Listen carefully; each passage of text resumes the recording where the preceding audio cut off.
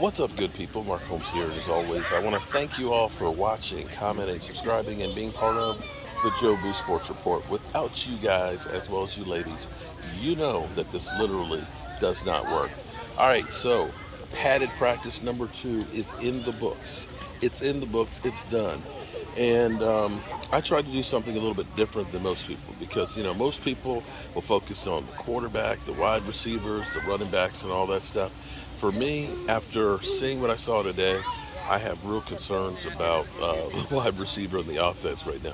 Now, understand that typically how it works is your offense is usually behind the defense. The defense is usually way ahead of the offense because it's a little less complicated, okay? It's more Mathanderall when you start thinking about what the defense does.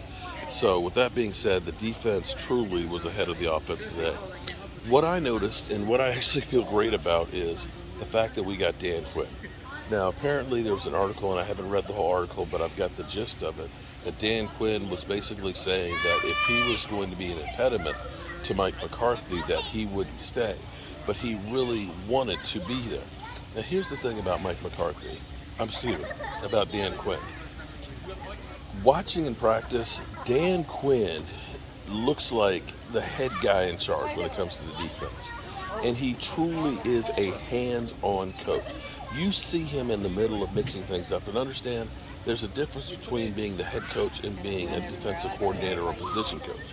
One guy oversees it. Like in the clips that I have right here, you'll see Mike McCarthy coming out of the Porter job.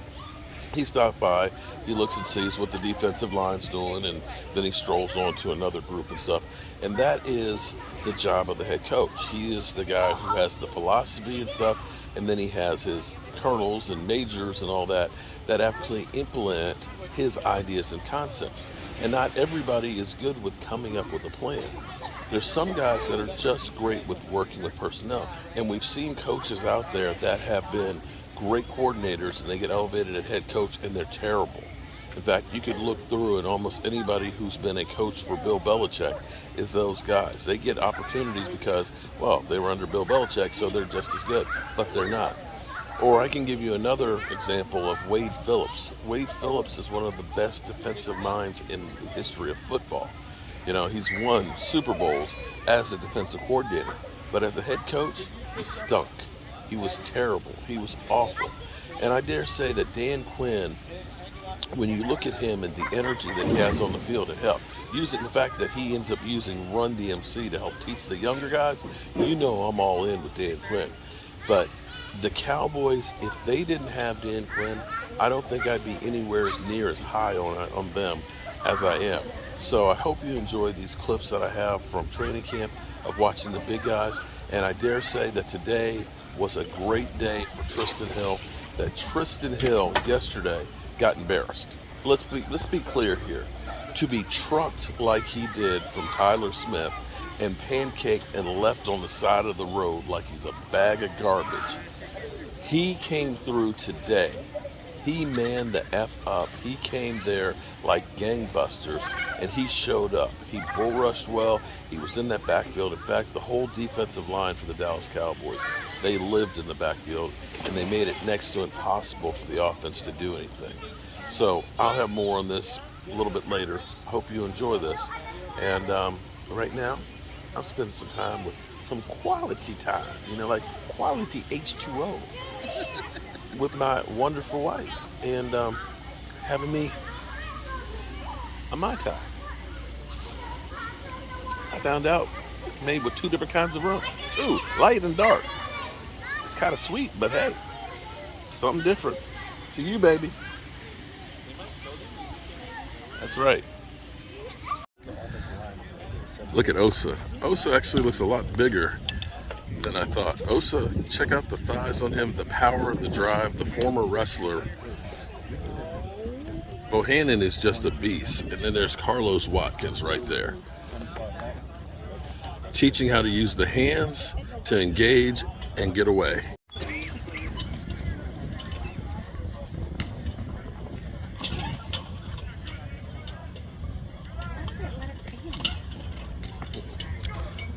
Good question.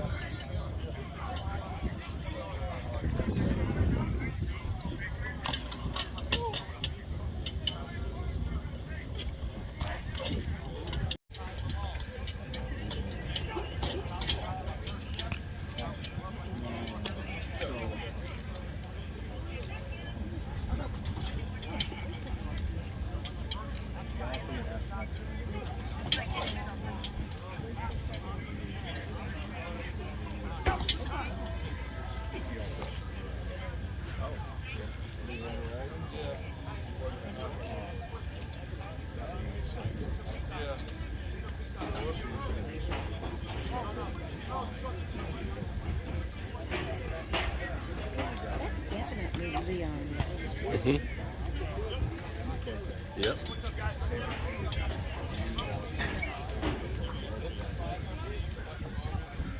All right, guys, I'm getting excited here because this is the big man. We got Tristan Hill and we've got Neville Gallimore right there. Look at Gallimore. That's a body right there. That's a defensive lineman. See, that's when I say the fat boys are back. His dad played for the Bears. Oh, did he? Oh, His dad nice. was the very first Brian Piccolo recipient ever. Oh, I remember Brian Piccolo. Glenn Holloway. Nice. I'm sad he doesn't have music. Gallimore still with the brace on his elbow that he hyperextended last year.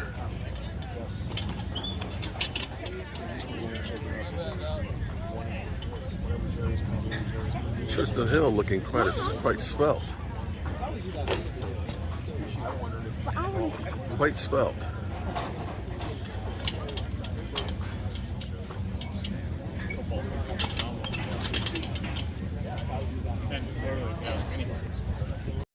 Right? Probably not. No, you gotta get a little louder than that.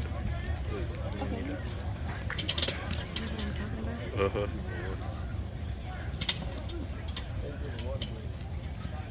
Leon Lett working with the big guys. His dad was big.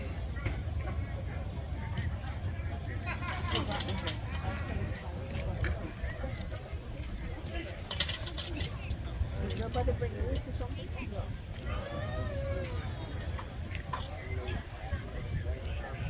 McCarthy coming out the head. McCarthy knows the future is right here with the big men.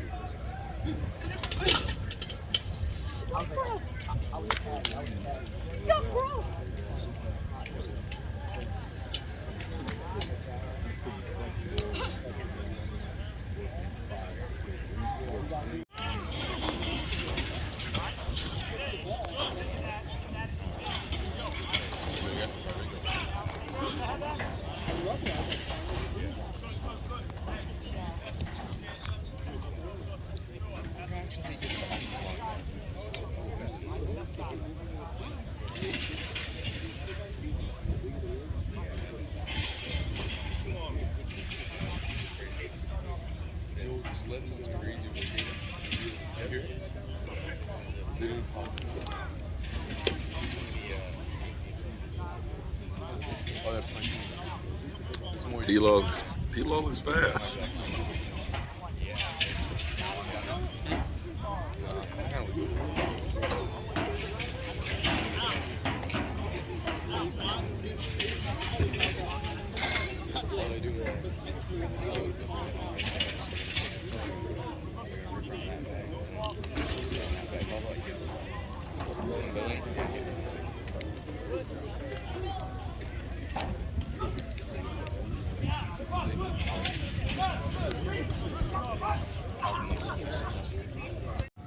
Hey, good morning.